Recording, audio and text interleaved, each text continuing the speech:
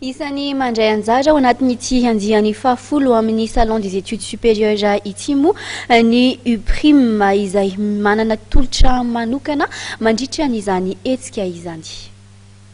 Isy ny tolotra manokana ho an'ireo mpianatra sy ray aman-dren'ny mpianatra manao fisoratana anarana eny amin'ny trano evany Uprim mandritra ny hetsika salon des études supérieures andiany fahafolo tanterahana ety amin'ny lapan'ny kolontsaina sy ny fanatanjahantena Mahamasina androany sy rahampitso. Ny Uprim manokana zany zao dia nisy tolotra vaovao zahay zany tamin'ity taom-pianarana ity satria teo aloha efatra ny filière azo arahana atao amin'ny Uprim dia ny gestion et management, ny commerce et marketing, ny droit, ny communication. Dia tamin'ity année scolaire ity zany ny Uprim nanokatra ny filière informatique izay manomboka izao zany dia azon'ny mpianatra arahana ihany koa filière informatique io.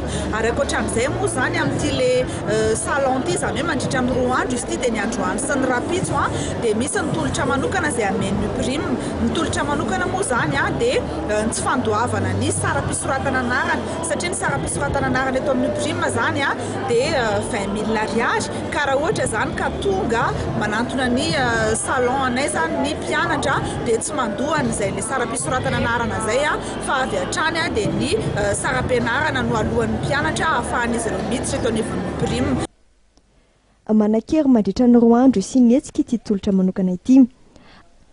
Ao aorian'izany dia mbola mitohy eny amin'ny biraon'ny Uprim Analakely ny fisoratana anarana ho amin'ny fidirana ho amin'ny faraika 12 volana novambra ho avy izao. Mahazo fankatoavana avy amin'ny ministeran'ny asa sy ny asa-panjakana moa ny mari-paizana avy eo anivon'ity sekoly ambony ity izay ahitana ny DTS, licence, art master amin'ireo lalam-piofanana misy 5 misy eo aminy.